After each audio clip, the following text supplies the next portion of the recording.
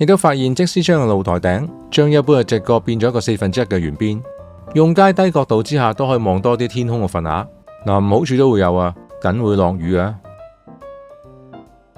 洗手間、2間房間、客飯廳同3合一式露台相似到90%以上，你就覺得好似唔同係有個緊廚之外，其實個畫龍點睛位就係個玄關。你入咗單位之後，好似一個比較大嘅緩衝區之後先到大廳，呢個係一個感覺。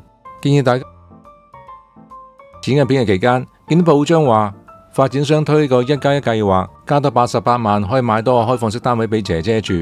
香港人真係富貴啊！我哋成條片都用上高質素嘅4K 拍攝器材，畫面同現場睇係冇乜分別。有興趣嘅話，可以用翻4K 電視機睇翻示範單位裏邊嘅細節位。冇誠意做示範單位，喺我哋鏡頭之下都走唔甩。